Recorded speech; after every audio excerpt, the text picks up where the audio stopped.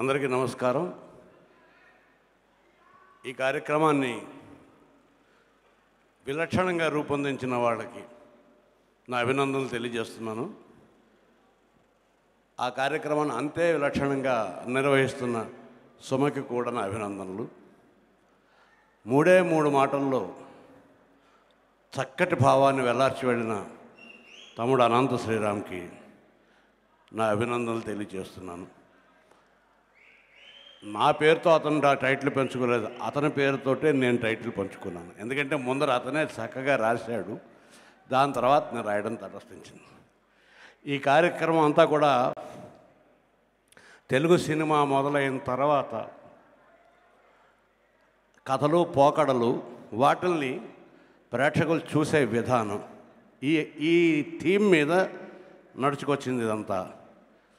అంటే ఇక్కడ ప్రశ్న చెట్టు ముందా విత్తు ముందా అని ప్రేక్షకుల అభిరుచికి అనుగుణంగా సినిమాలు తీయాలా, లేకపోతే సినిమాలను బట్టి ప్రేక్షకుల అభిరుచి మారుతుందా అనే ప్రశ్న $1,000,000 క్వశ్చన్ ఎప్పుడు అలాగే ఉంటుంది. కానీ కాలం మారుతున్న కొద్దీ కాలం ఏం మారుతుందో సమాజం ఏం మారుతుందో కథనాలు కూడా మారతాయి అన్న విషయం మనకి ఇప్పుడు చూసాం, అర్థం చేసుకుంటున్నాం.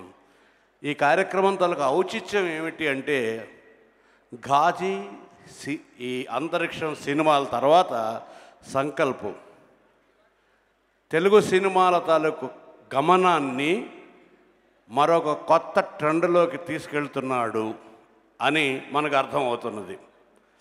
దీనికి ముఖ్య కారకుడైన కృష్ణ కూడా అభినందించాలి. ఎందుకనంటే మళ్ళీ అవే కథలు, మళ్ళీ అవే పాటలు, మళ్ళీ అవే ఫైట్లు, కాలు గట్టిగా నేలకేసి కొడితే భూకంపాలు రావడాలు, ఈ విచిత్రాలన్నీ కాకుండా ఇంకేమైనా విచిత్రాలు చూద్దాం, ఊరికే పిచ్చి పిచ్చిగా పాడుకోవడం ఆడుకోవడం చూసాం చాలా కాలం. కొంతకాలం ఎంజాయ్ చేసాం. మొదట్లో ఫైటింగ్లు చూసి ఇంత హింస ఏమిటి అని భయపడ్డాం. ఆ హింస కాస్త కొంతకాలం తర్వాత కామెడీగా మారిపోయింది. ఎందుకంటే విజిల్స్ వేస్తే రైళ్ళు వస్తుంటాయి.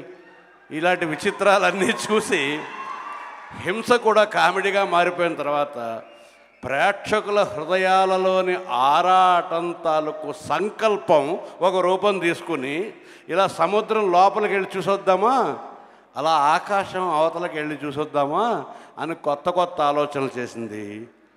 ఈ గమ్యము, కంచె ఇలాంటివన్నీ తీసినటువంటి దర్శకుడు క్రిష్, నిర్మాత రాజీవ్, వీళ్ళిద్దరు కృష్ణార్జునులు లాంటి వాళ్ళు. ఇది ద్వంద్వ సమాసం కాదు, వీళ్ళిద్దరిని కలిపే చెప్పాలి. వాళ్ళు ఇచ్చిన ప్రోత్సాహంతో ఈ అంతరిక్ష యానం నిశ్చయంగా మనందరికీ బాగుంటుంది. ఈ కొత్త పుంతలోకి, కొత్త దారిలోకి సినిమా వెళ్తే కొంచెం ఫ్రెష్గా ఉంటుంది మనకి అనిపిస్తుంది. ఆ ఫ్రెష్నెస్నిచ్చిన సంకల్పానికి అభినందనలు తెలియజేస్తూ సెలవు చేసుకుంటున్నాను. నమస్తే.